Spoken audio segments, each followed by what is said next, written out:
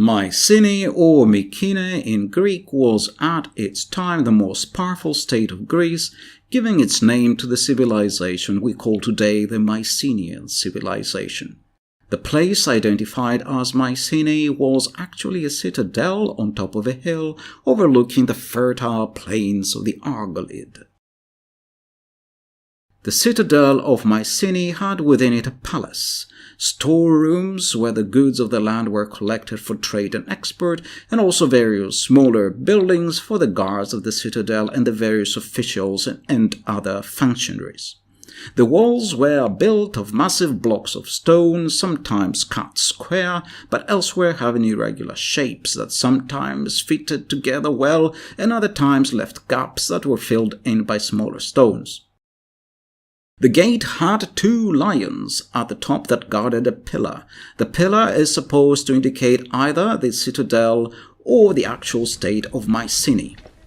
I mistook this man for an actor from the movie God Loves Caviar. He looked very much like him. Are you an actor? What? Are you an actor?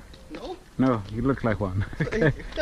He said he's not an actor. Perhaps he has a brother or a look-alike. So these mighty walls were considered in antiquity to have been built by a race of Cyclops, one-eyed giants, and so they were called Cyclopean walls.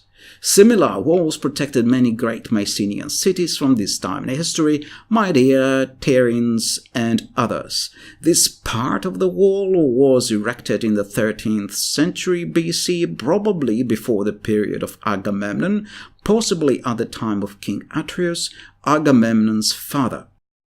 As we go through the gate to the right, we see the circular structure. It was a burial circle that contained 6 square graves reserved for royalty.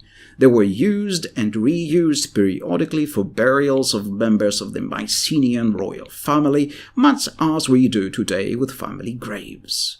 This circular structure, unimaginatively known today as Circle A, was originally outside the walls, but at the time when the new walls were erected, one reason for their erection had clearly been to enclose the burial circle within the walls.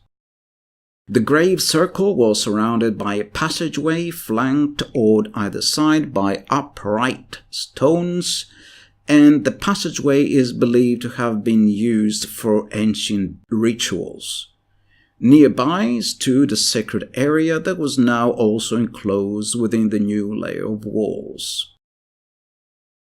So here's that passageway with those upright slabs of stone flanking it. And we can walk part of it. Here it is. Very intriguing. And here in front of us is the new layer of walls. Here are the old walls on the other side of the circle. These were the original walls, also Cyclopean in style. This is the sacred site that was enclosed within the new layer of walls with a bastion at the end of it, part of the fortifications. And the plain of the Argolid down below. If you're wondering what happened to Mycenae and how this mighty place became a ruin, let me first point out that at the top of the hill, a very large classical temple was built at around the 2nd century BC.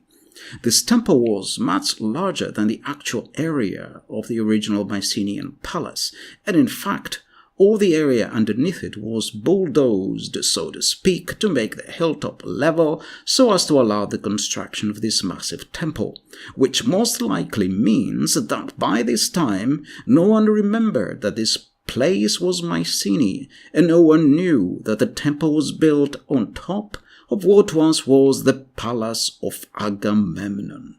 1,000 years had passed since the Trojan War, so this must come as no surprise, especially if we remember that practically all Mycenaean cities were completely destroyed soon after the Trojan War, and the memory would have been forever erased if it was not for Homer's poems. One theory is that the Mycenaean cities were destroyed by the so-called Sea Peoples. But who were these Sea Peoples? How did they destroy cities that had sent 1,000 ships, in fact more, if one counts them all up? 1,000 ships to Troy? Where did they get their ships to defeat this vast fleet in these prosperous and militarized Mycenaean states? One theory, not a new one that I tend to ascribe to, is that there were internal rebellions caused by a collapse in trade at around this time of the Trojan War, or a few years after, at around 1177 BC.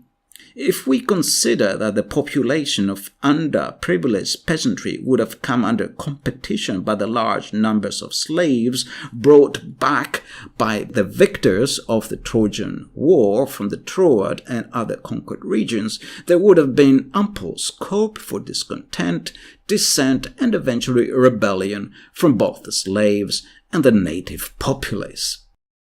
And so we're now climbing up towards the palace. This is the area of the Propylaea, the ceremonial entrance to the palace. And now we're in the corridor that led to the palace.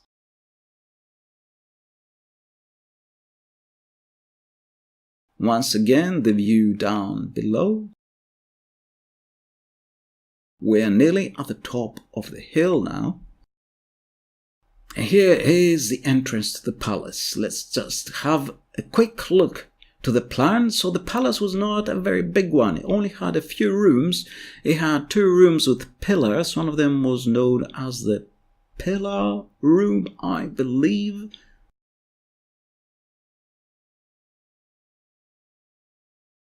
Parts of the walls remain, the lower parts.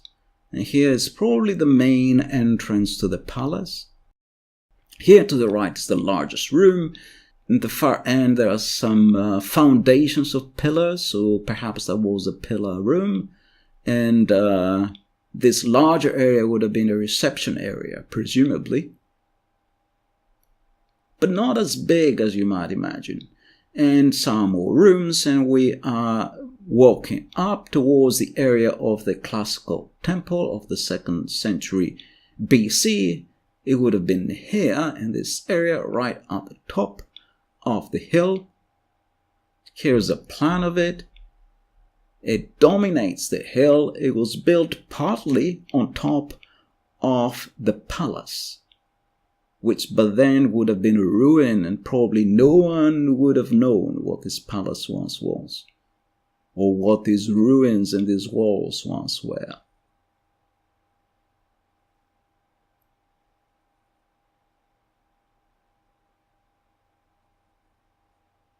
So now we're walking towards the rear of Mycenae, and here's once again, a view of the plain down below. There was a steep precipice on this side, overlooked by bastions,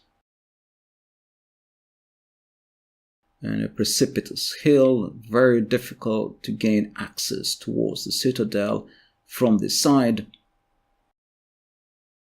And here's another interesting area. This was the Tomb of the Lions. At least this is what it has been called in recent times.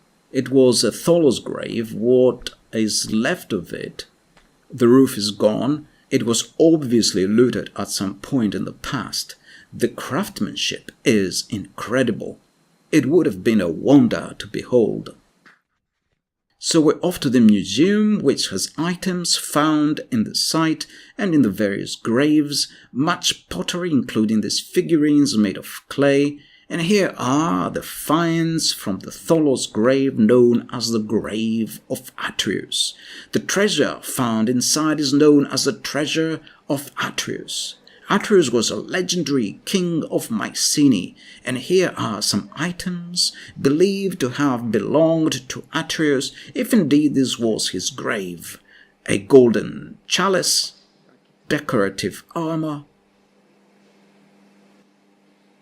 a mask, sometimes known as the Mask of Agamemnon, but it was not his, 2 fabulous-looking swords, and other items of uncertain function.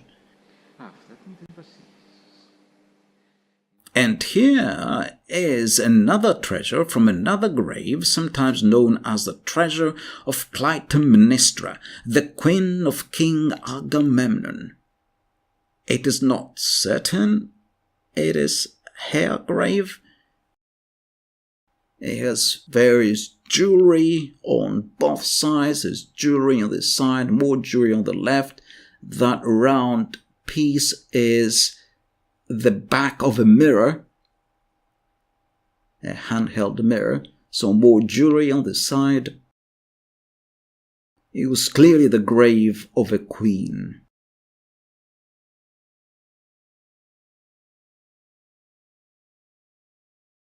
And more interesting pottery, wonderfully made, very interesting, beautiful shapes. It appears to have come from some of the graves.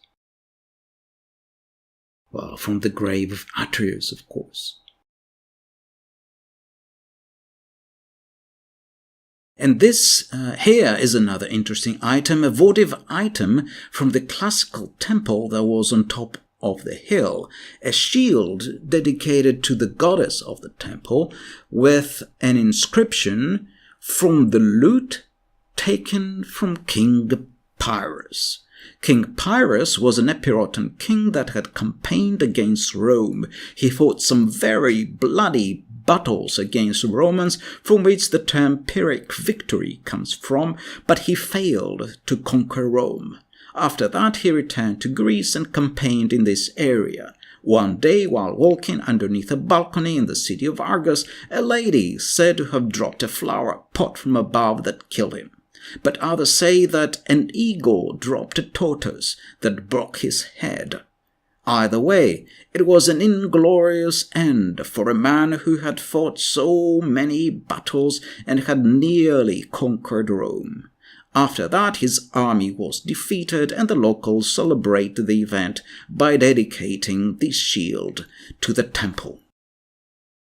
There was another entrance, a rear entrance to the citadel at the back, where I am headed next. So here's the path to the rear entrance of the citadel. Following the destruction of the once prosperous Mycenaean kingdoms, when the Greeks emerged from the dark age of post-Mycenaean Greece, they no longer refer to themselves as Achaeans or Danaans. From now on, they call themselves Greeks and Hellenes, the names of 2 tribes referred to by Homer as living at the very edges of the Greek world, something like the steppe peoples of Homeric Greece, which then raises the question of whether the Mycenaeans, known in Homer as the Danaans or Achaeans, were Greeks. So here is that walk through the rear entrance. Initially I thought this area here was a grave, but it turned out it was a water well, very well protected, and it was even placed within the walls when the walls were enlarged. And so it looks like we are walking into Hades. So back out into the light. So as I was saying, the Greeks referred to themselves as Greeks in the historical period, no longer as Danaans or Achaeans. So were they Mycenaeans Greeks in the same way as the Greeks of the classical period? That is a question often asked that has no Answer: their ancestral first king, Danaus, was alleged to have come from the lands of Egypt. According to Herodotus, Egypt in those days included the area of the Palestine. In those times, there were commonalities of pre-Mycenaean peoples of Greece with other ancient peoples of the Mediterranean. Among these commonalities were the similar-looking linear scripts used in all these places. Now, interestingly, many of the names of the kings who campaigned against Troy were non-Indo-European. A few Mycenaean words have been translated from the Mycenaean tablets. I believe only about 10% of all inscribed words have been translated, and these few words have been identified from Greek, but at least some of them are non-Indo-European. It is intriguing to imagine that the Mycenaeans lived in states in which perhaps no one cared too much where one nationality ended and another started, or where one national language ended and another began, and that they were more united by a common culture, that is, by common ways of finding joy in life. So, with our take-home message, it is time we today also get a little bit more relaxed and look at the past and at other people around us with an unbiased eye. This Tholos grave, the treasure of Atreus, as it is known, was called a treasure because a treasure was found there, and that was the hope in everyone's mind, since archaeologists are glorified treasure hunters and the bane of all those who once hoped they could at last rest in peace.